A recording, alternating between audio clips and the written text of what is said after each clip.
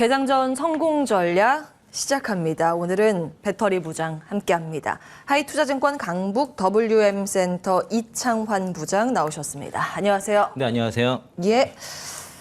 에코프로 먼저 봐야겠죠. 예, 배터리 이야기를 먼저 하겠습니다. 사실은 이제 지나고 나면 우리가 확인하는 모든 가격이 다 쉬워 보이는데 그 지나는 구간에서 보면 그게 만만치 않거든요. 근데 에코프로를 4월 달에 저희에게 182만 원 목표가를 제시를 해주셨습니다. 그때 에코프로의 주가가 얼마였냐면 한 60만 원 정도였거든요.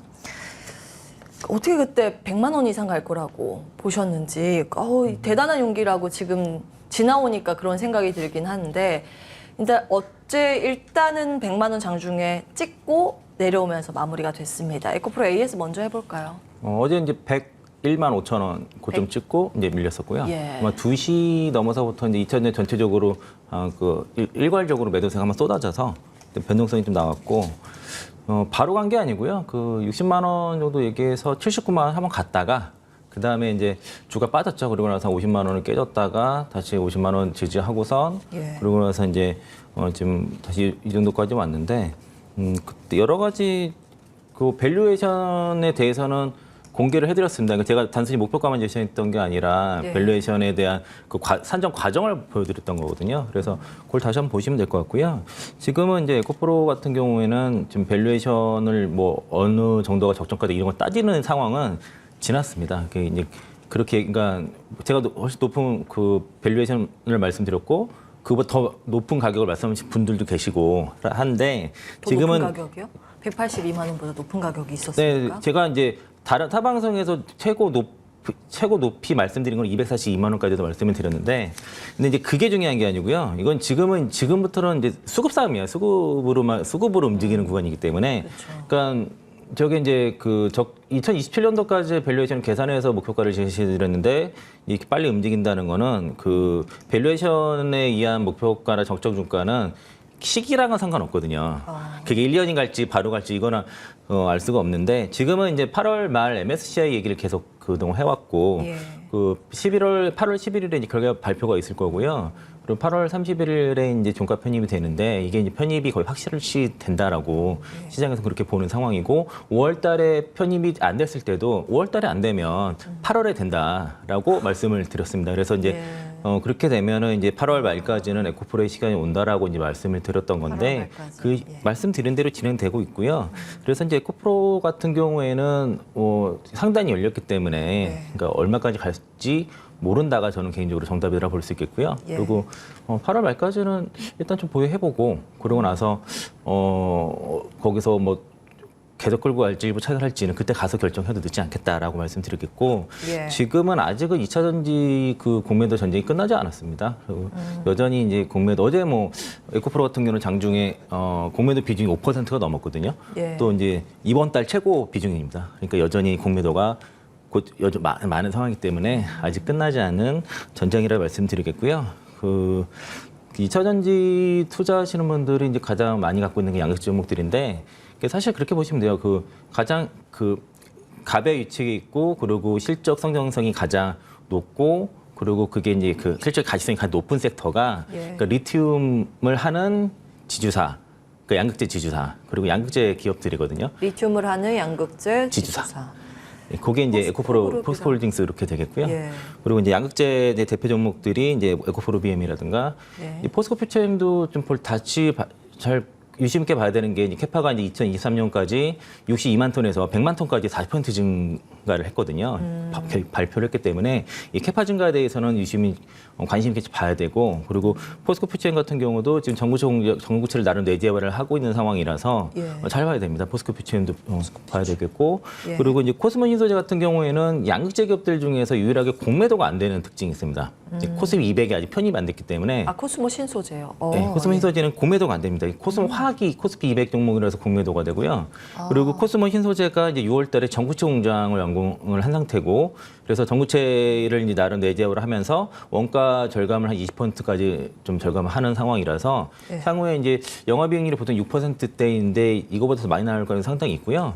그리고 코스모 신소재가 미국 쪽에서 리튬을 또 직접 합니다. 그래서 양극재 그 사업사하면서도 지사와 비슷하게 사업을 구조를 가지고 있고 코스모 화학을 통해서 리사이클을 통한 원료 공급까지 하기 때문에 이런 이제 그 양극재 기업들 중에서는 뭐 세 종목을 저 개인적으로 사표로 보고 있고요. 예. 그리고 뭐 다른 종목들도 더 있는데 저는 일단은 그냥 가장 다섯 개로. 순서가 리튬을 가지고 있는 지주사, 양극재 지주사 그리고 양극재 기업들을 중심으로 보고 배터리 쪽은 좋긴 한데 지금 LG 화학과 LG 에너지 솔루션 간에 이 오버행 이슈가 있어가지고 이게 좀 산업에 좀 주가를 좀 발목을 잡는 것 같습니다. 그래서 예. 3순위로 좀 보겠습니다. 아, 알겠습니다.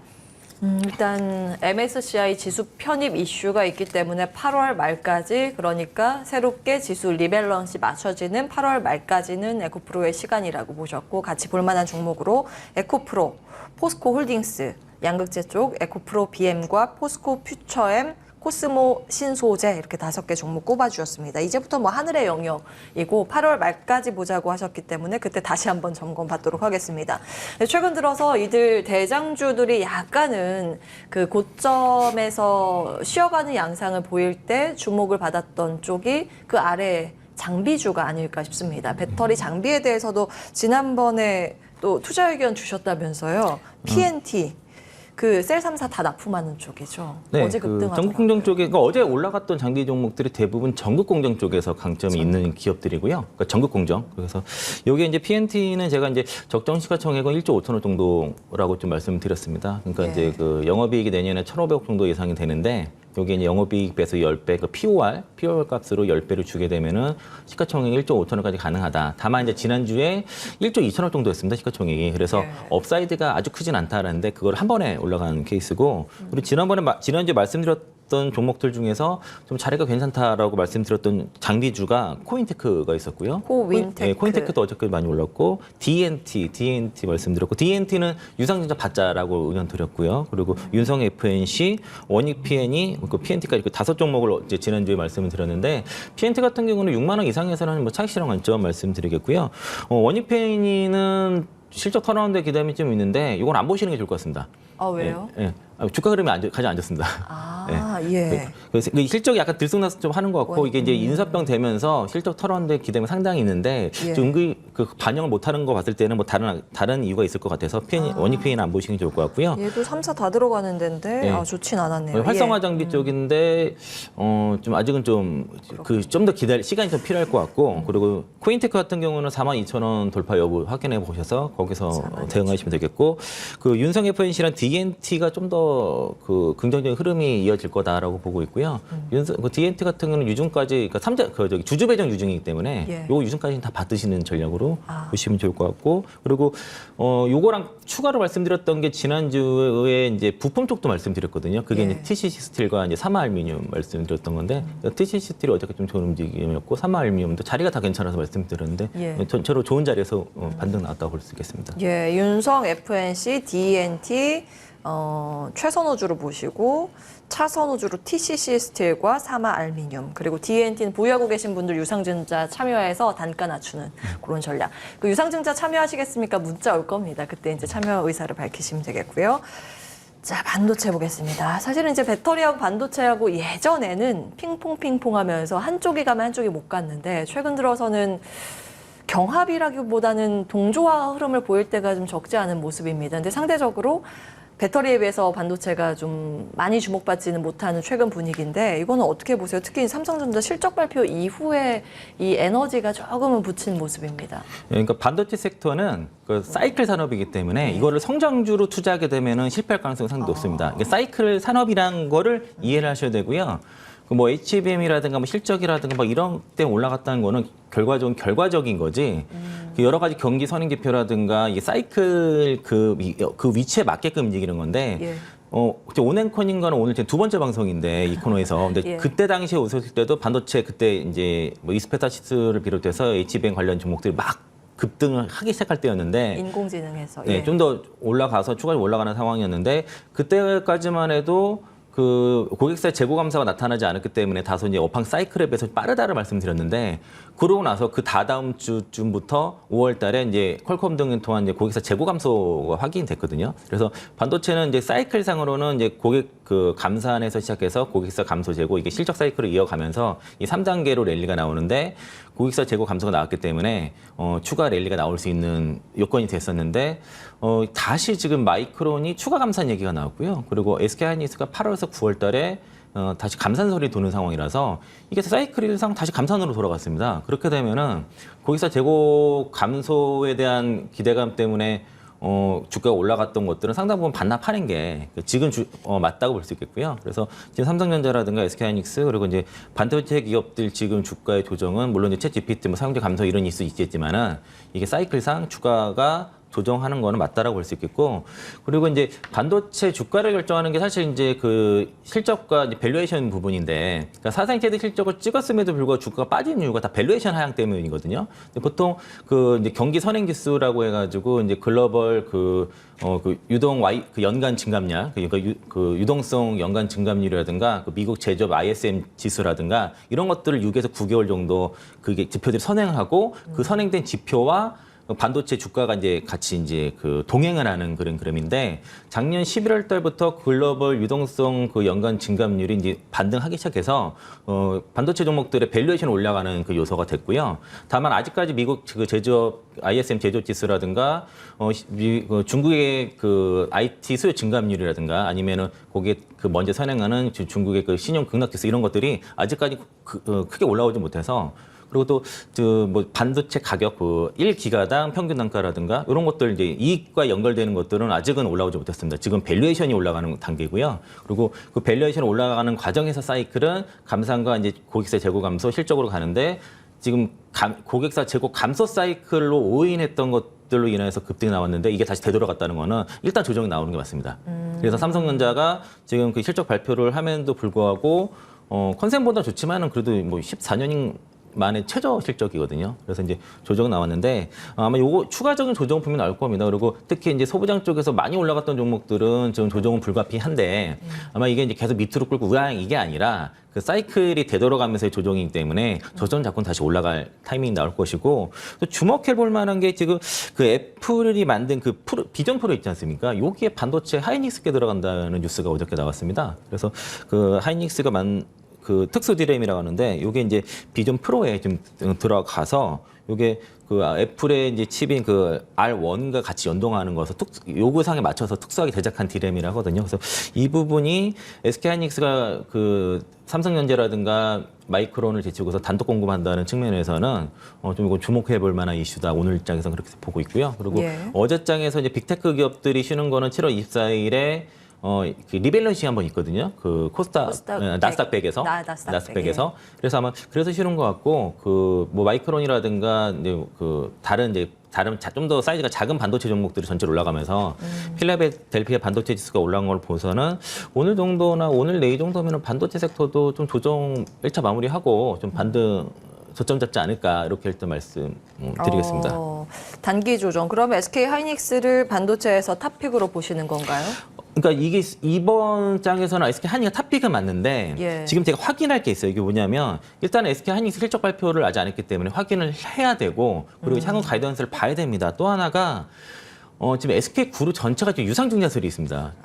SK 이노베이션이 소위 말해서 뒤통수를 쳤다고 하는데 SK 하이닉스도 지금 유상증자설이 지금 계속 나오기 때문에 과연 이 부분을 그러니까 자금 조달을 어떻게 해결할지 기업의 유동성 여부를 어떻게 해결할지 사업 보고서를 다시 한번 좀 확인이 필요할 것 같고요. 또 하나가 그 더구루라는 그 이제 유료 신문에서 그게 8월에서 9월달 감산설을 제시했거든요. 제가 유료 신문을 다 보질 않았는데 앞에 타이틀 보면은 8월에서 9월달에 추가 감산설이 있기 때문에 요걸까지 확인한 다음에 그 다음에 저는 그 반도체 섹터는 투자 가능하다라고 말씀을 드리겠고요. 이런 이유 때문에 지난주에 이제 반도체 그 섹터 이제 매수 여부 물어보실 때 저는 안 사고 이렇게 말씀드렸던 이유가 좀 확인할 게 좀 있다. 그리고 사이클상으로 추가 조정은 나오는 것들을 좀 당연하게 받아들였다라고 말씀드리겠습니다. 오늘 장 관심주 볼 텐데 오늘은 제공약주로 TCC 스틸을 준비하셨네요. 제공약이 아니고 그냥 처음 말씀드린 거고요. 공약주로는 처음. 네, 처음이고요. 종목들이 뭐 계속 같은 걸 할 수는 없으니까.